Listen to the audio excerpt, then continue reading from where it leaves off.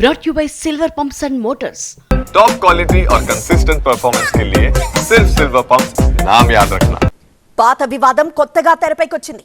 మంత్రి పదవిలో ఉంటూ కొండా సురేఖ నోరు జారడం విషయాన్ని కోర్టు దాకా తీసుకొచ్చింది. ఆమెపై క్రిమినల్ కేసు బుక్ అయ్యేలా చేసింది.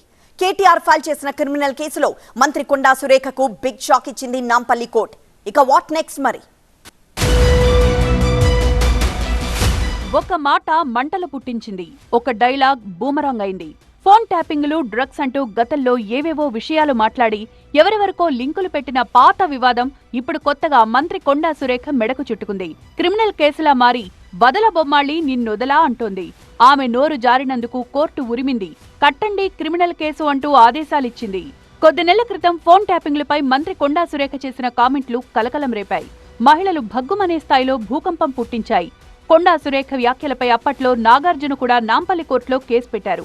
ఇక అవే డైలాగ్స్ పై అదే కోర్టులో బీఆర్ఎస్ వర్కింగ్ ప్రెసిడెంట్ కేటీఆర్ కూడా కొండా సురేఖపై క్రిమినల్ కేసు ఫైల్ చేశారు.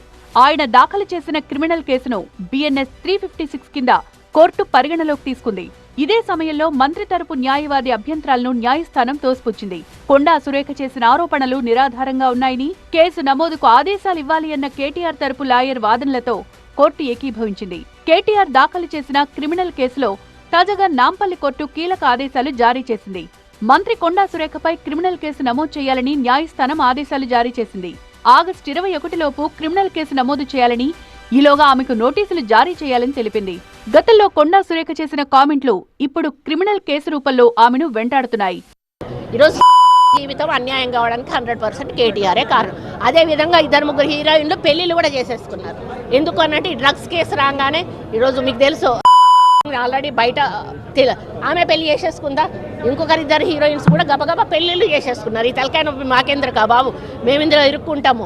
ఆ రోజు ఆయన అధికారం ఉండి ఈ విధంగా వాళ్ళ ఫోన్లు ట్యాప్ చేసి వాళ్ళు ఎవరితోటన్నా సీక్రెట్గా మాట్లాడుకున్న వాటిని రికార్డ్స్ని తీసుకొని ఆ రికార్డ్స్ను వాళ్ళకి వినిపించి బెదిరించి, ఇగో ఈ రికార్డు మీద ఉంది నా దగ్గర, మీరు కానీ రాకపోతే ఈ రికార్డు నేను బయట పెడతా అనే పద్ధతిలో చాలా మంది హీరోయిన్లను లొంగపరుచుకున్నాడు. వాళ్ళందరినీ డ్రగ్స్కి అలవాటు చేశాడు. ఈయన కూడా డ్రగ్స్ వాడాడు. ఇక కోర్టు తీర్పుపై కొండా సురేఖ స్పందించారు. గౌరవ కోర్టు కాగ్నిజెన్స్ తీసుకుని ముందుకు వెళ్లాలందని పేర్కొన్నారు ఆమె. తనకు చట్టం అంటే గౌరవం ఉందని, కేసులు కొట్లాటలు కొత్త కాదన్నారు మంత్రి. చట్టం తన పని తాను చేసుకుపోతుందంటూ ప్రెస్ నోట్లో ఆమె పేర్కొన్నారు. ఇదంతా ప్రొసీజర్ ప్రకారమే జరుగుతుందన్నారు మంత్రి. ఇది జరిగి 2 రోజులైతే కొందరు సంచలనం, బిగ్ బ్రేకింగ్ అంటూ వార్తలు రాస్తున్నారంటూ ఆమె వాపోయారు.